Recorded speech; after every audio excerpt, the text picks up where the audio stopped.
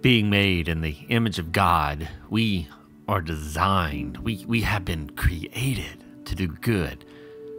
But there's a conflict that we all feel within us between wanting to do what we know to be good and doing what we know is not the best thing to do. There are things we know we shouldn't do, yet we do them. It's like what Paul was talking about when he said in Romans 7, I have the desire to do what is right, but not the ability to carry it out. However, this conflict, it can be resolved by entrusting ourselves to God, realigning our hearts with His. It's like we're syncing our wills with His will. It's what Jesus said in John 6:29, and this is the work of God, that you continually believe in Him or entrust yourselves to Him whom He has sent. Now, this is not something that is done overnight. It's a process. And this process is what is often referred to in scriptures as dying to self. And it is the process of taking up your cross. It's the journey of being a disciple of Jesus, a journey of learning and changing and growing. Sometimes the changes come in big, obvious, and immediate ways. But mostly, it's going to be seen in the little things. And as these little changes accumulate over time, they lead to big changes. Sometimes we are aware of the changes as they are happening.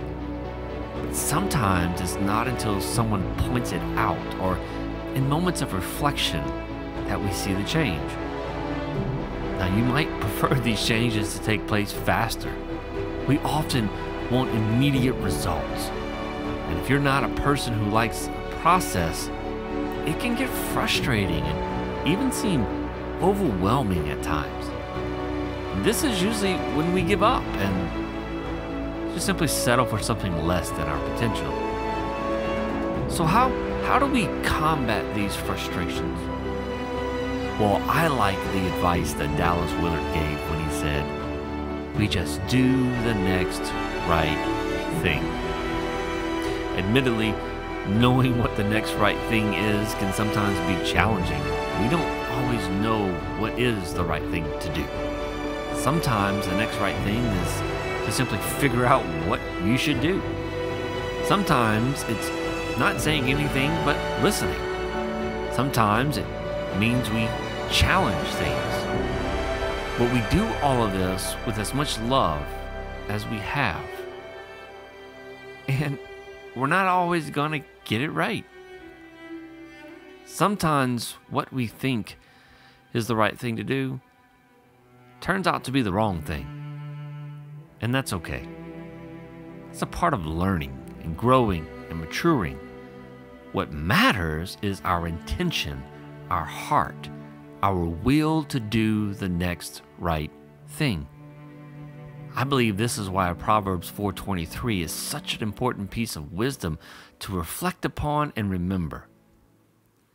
It says, watch over your heart with all diligence, for from it flows the springs of life. Now, the word flow is actually added by the translators to help with, well, the flow or the reading. Literally, it reads, for from it, that is, from the heart, the springs of life. The phrase, from it flows the springs, all comes from one Hebrew word for something that's coming out of something that is outgoing or something that is escaping. Some translate this verse as, guard the heart, the source of all behavior. Or, guard your heart, for from it flows the issues of life. Well, I think the point is that what's in the heart will come out. It will guide and drive and direct our lives. So therefore, it is important to guard because what matters is our intention, our will to do the next right thing. Sometimes we have to admit that we just simply have a difficult time doing the next right thing. For no reason other than the fact that we just don't want to do it. We experience this especially when doing the next right thing calls for us to go against our emotions and how we are feeling. But we need to rise above how we are feeling in the moment, which means we have to be aware of the moment. And while this may seem like a difficult thing to do when you are in the heat of the moment, with a little practice and intentionality, we can become more and more aware of what's going on with us, which allows us to be intentional with our responses. When we are able to be intentional with our responses, we are more capable of choosing what is the next right thing.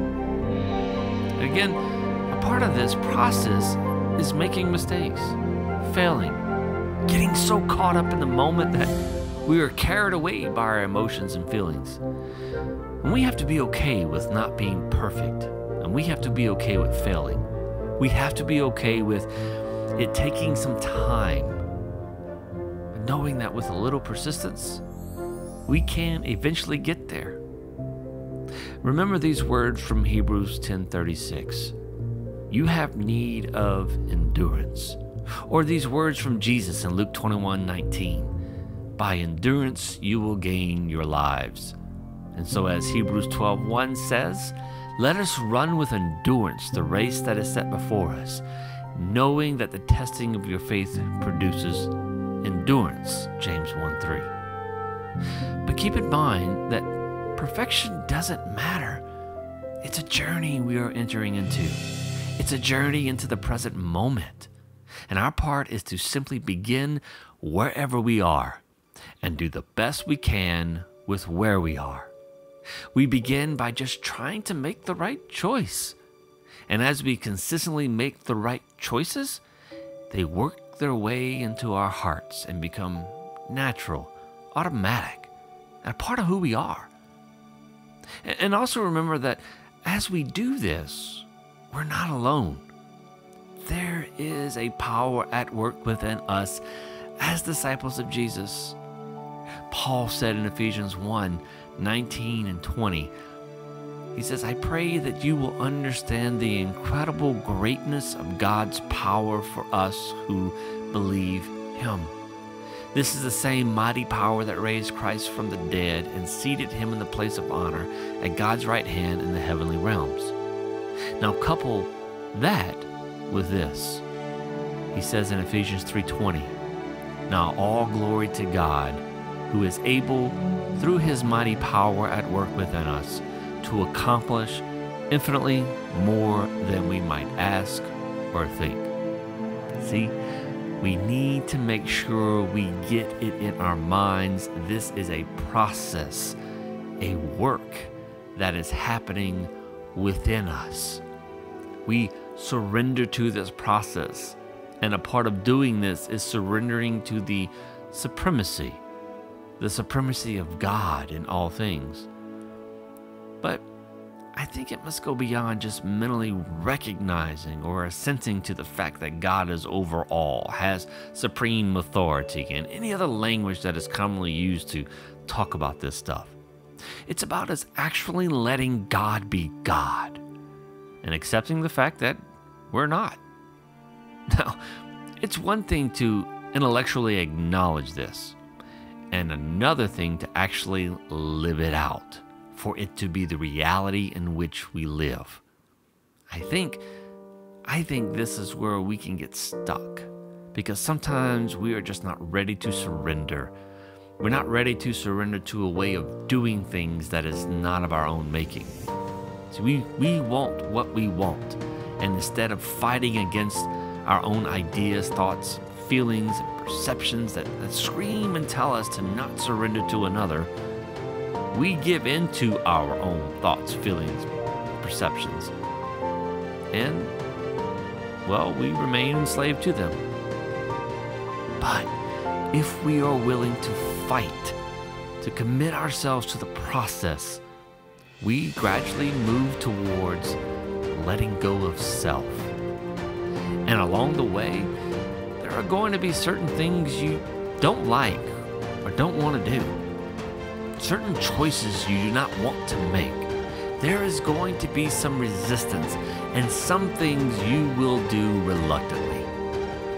But if you commit yourself to the process, it will move you towards true surrender, where you will not resist God's will, but instead it will permeate every aspect of your life as you continue to do the next right thing.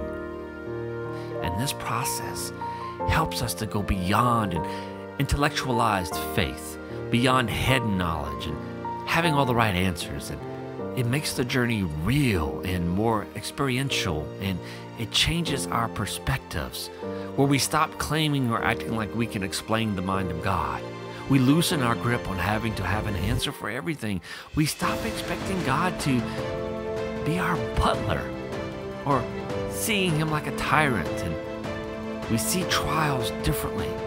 We see them as something that we experience, and through them we gain patience and endurance and wisdom. And this process that leads to total surrender is what helps to bring about contentment within us. Contentment with letting God be God and being content with our circumstances. Like Paul, who said, I have learned to be content in whatever circumstances I am. Philippians 4:11. Now, learning to be content with our circumstances is not necessarily easy, but don't run from it. We have a tendency to look for every opportunity to escape the circumstances that are meant to teach us, which is why we never learn the lessons intended. But instead, surrender to the process of being a disciple of Jesus and embrace your circumstances.